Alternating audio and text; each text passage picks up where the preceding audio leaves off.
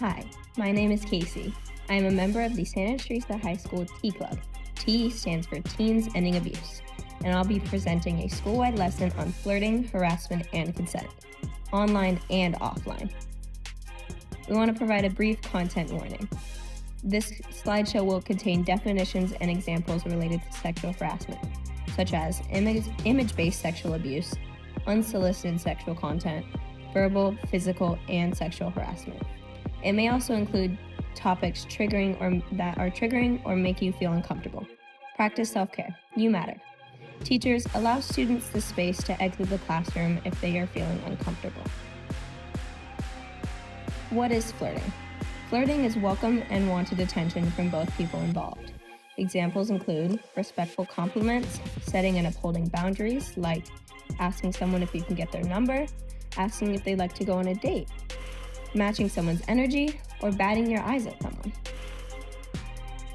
What is sexual harassment? Unwelcome and unwanted conduct of a sexual nature. It can be verbal, visual, or physical.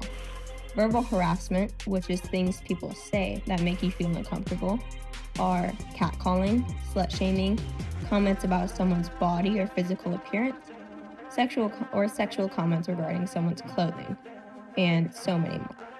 Visual harassment, which is things that you see that make you feel uncomfortable, can include revenge porn, looking someone up and down, public indecency, intense PDA, someone licking or biting their lips towards you, or touching themselves while staring at you. Physical harassment can include any kind of physical touch that makes you feel uncomfortable, and can include cornering someone, property damage, grabbing someone without consent, brushing against someone, or unwanted kissing and affection. What is the difference between flirting and harassment? It's the difference between wanted or unwanted. Flirting is wanted, equally motivated, legal, mutual, and makes the receiver feel good, flattered, in control, and confident. Harassment is unwanted, power and control motivated, illegal, one-sided, and makes the receiver feel sad, angry, embarrassed, powerless, and helpless. The only person who gets to decide if something is flirting or harassment is the person who is receiving the attention. Take a moment to reflect on these two pictures. Which one do you think reflects flirting, and which one do you think reflects harassment?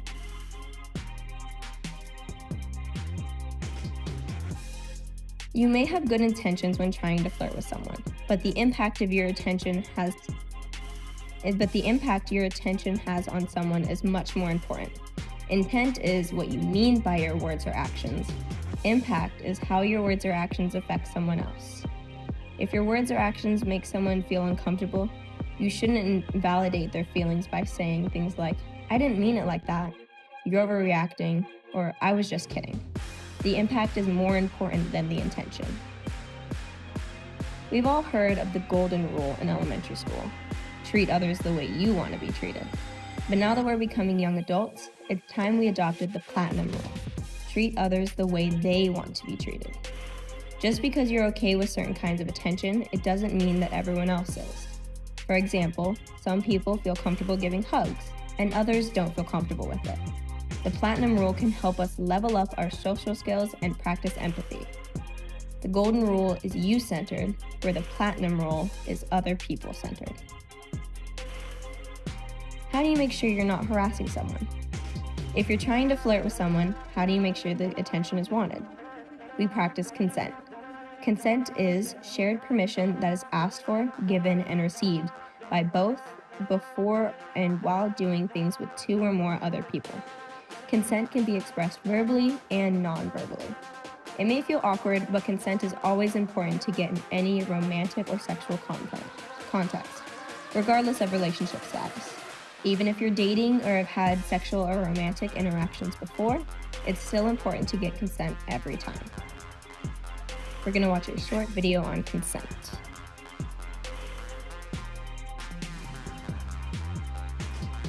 What is consent? What does it mean? Consenting to something means you agree to let it happen.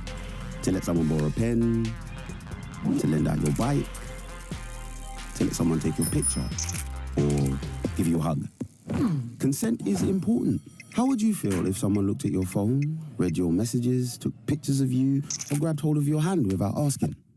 Like a circle drawn around us, we all have personal space of our bodies, our minds, and things. If you step into that space without asking, you could hurt feelings, you could break trust, you could make things feel all wrong. There's only one rule to consent, really: making sure you have it. If someone looks uncertain or nervous, if you're unsure, if something's unclear, just ask. Can I wear your hat? Can I borrow your phone? Is it okay if I hold your hand? And if you don't get consent, then that thing shouldn't happen. Whatever it is. Nobody has to give you a reason. And if their words say yes, but they still look unsure, then really stop and think. Are they okay with this or just playing along? It's okay to double check. And if someone says yes once, that doesn't mean that they'll always say yes or they can't change their mind. Consent is about connecting, understanding each other, getting it right. It's not just about getting the answer you want, but listening to the one you get.